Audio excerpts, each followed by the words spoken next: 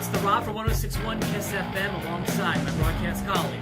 Happy 2015. It's Eric Corners with WKDQ. The Enhancement talent is back. Hope you had a great holiday season. And, man, wrestling is gearing up. This is the time of year everybody starts talking about the granddaddy of them all. The road to Wrestlemania is about to start, Eric, and that's what we're going to be focusing on today. If I'm not mistaken, we're going to look at the current state of wrestling, and we're going to talk about Wrestlemania this time. Let's go back to Monday, and we started talking about this a little bit off air, but we decided let's go ahead. We need to talk about this on camera here because we have differing opinions, just slightly, about Monday Night Raw and how things went this past Monday. I thought the show was all right. I thought the in-ring was pretty solid. I thought the match quality was all right.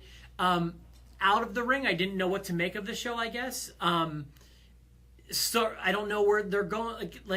I don't know where they're going. Some places. Well, something I tweeted out on our Enhancement Talent Twitter that night was, "Boy, are people grasping for the brass ring tonight?" And that's kind of how I felt. I felt like they were giving them that opportunity to reach for that brass ring that everybody had been talking about. And here it was. That's the wrestling buzzword of 2014 is brass ring. Yeah. Ever since McMahon said it on Austin's podcast, it's all anyone wants to talk about. People are upset. People feel this way, that way about it, and now people want it finally.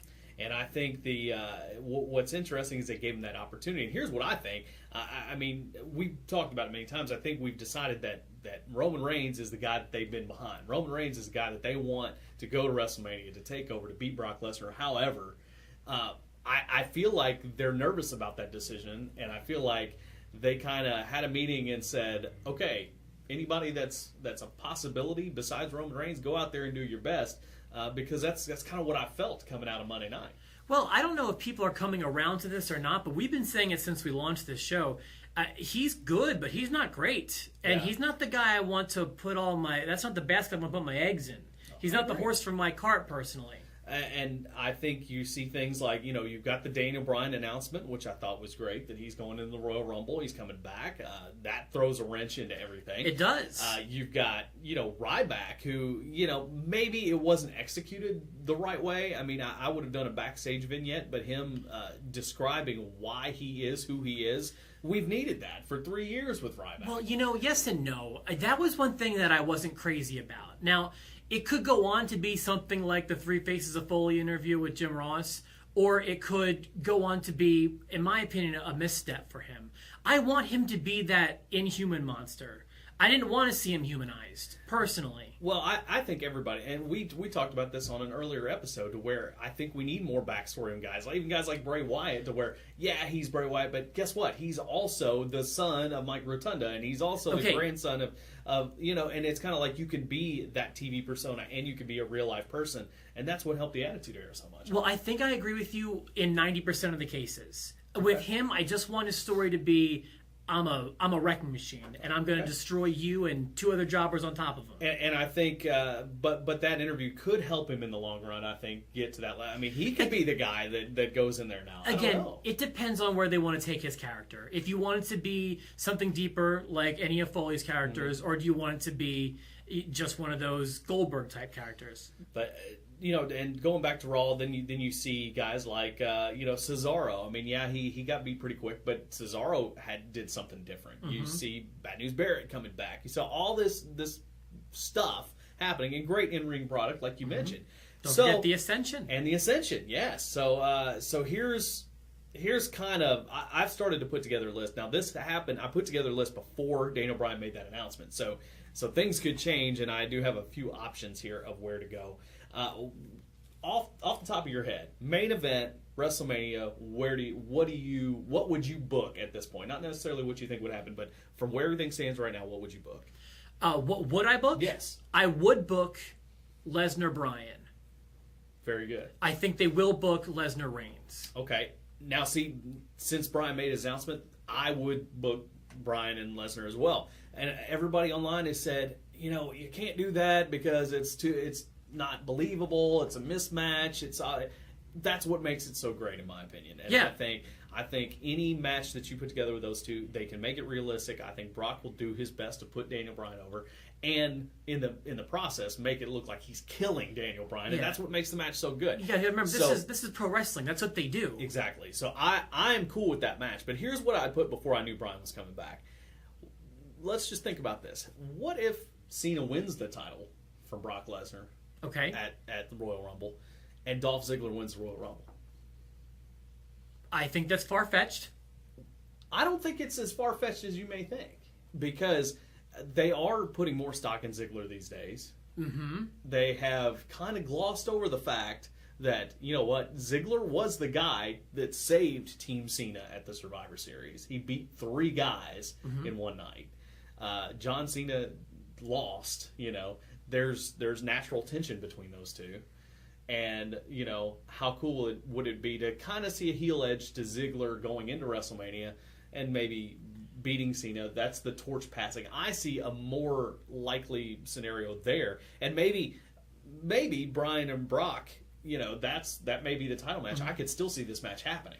Well, like I said, Bryan's return throws a lot of wrenches into this, but who Cena faces at WrestleMania, to me, is the big question mark. Because I don't know who it is right now. I think that would be a great match, title or not. I think that would be a great match, and there's natural tension there. I'm seeing more Cena Rollins, but I can see that too. That's what I have right now. Well, here's where I see Rollins fitting in, and this would be a much better fit for Reigns, I think. And then you've got to have something to do with Ambrose. Why not triple threat ladder match for the briefcase? Reigns, Rollins, Ambrose. That's all cool. The Shield. The Shield. I like that. You know, because they've all gone around with each other. Ambrose is kind of that wild card that could go either side of the fence, heel or face. You know, I think that would be a good one. Everybody has talked about the pairing potentially with Triple H and Sting. And everybody has talked about Undertaker and Sting. And it goes back and forth. What if Taker and Sting teamed up together to face the newly formed alliance? And again, this is without the title match being involved. Triple H and Brock Lesnar. I don't see that. Well, and it might not happen, but that's how I would book it. Because, I mean, look, now Triple H and Lesnar seem to be buddies. That seemed to be what you see on Monday night. Okay, there's that, but I think you've got 2 big matches there. And I think they'd be blowing their wad on one if they did it like that. I think people care about both those matches separately. Yeah, no, I agree. I see. Everyone's talking about Taker and... I agree that's less likely, but I don't think anybody's talking about it but it would make sense, though. I'm with you. You agree with me that that would make sense. That's the way Raw signed off on Monday. It led you to believe that there's some sort of pairing there. Right. And then just kind of filling out the card. I mean, I think we could see Randy Orton's got to be involved some way, and I think maybe he's a good opponent for Bray Wyatt. Maybe. I'm hearing Wyatt and Undertaker. I'm sure you've heard that too. Sure, I've heard that. Then, you know, I don't know if the Ryback and Rusev feud will escalate before Royal Rumble. I would much rather see that match at WrestleMania. Which one? Ryback and Rusev? I can see that. I think that's a much better WrestleMania match. Hey, let me ask you this. Yeah. Let's say you have Wyatt and Undertaker. Now the streak's over. How do you book that? I think you book Taker with a win.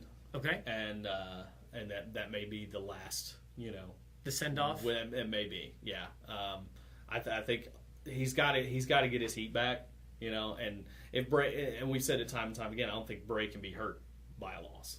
No, that's right. It's definitely true. People will always be interested. I think in he's him. Invincible at this point. It hasn't happened yet to where he's been hurt by any of his losses. So I think he's okay. I think we bring back the Andre the Giant Battle Royal. What do you think? Yeah, I hope that they do. And early favorite on this one, if Ryback or Rusev, they would be my top 2 favorites if they're in it. I'd say if they're not, maybe somebody like Bad News Barrett. Not a bad choice. So lots of places that they can go. This past week only made things more confusing. I agree. Excited to see where things go tonight, and also at the Royal Rumble. We'll probably have a little bit more info, leading up to WrestleMania, I'm sure, at least by the Rumble time. Yeah, absolutely. One of my favorite pay-per-views of the year, Cornish. Yeah, it's coming, and we always have our battle for the urn, which happens, in behind the scenes there. But that's right. We'll talk about that later. Ben, you're not winning it this year. We've got a studio audience here today. Anyway, that's the Enhancement Talent, first one of 2015. If you got any comments, you can send us emails. You can tweet us at the eTalent, and we look forward to seeing what 2015 holds.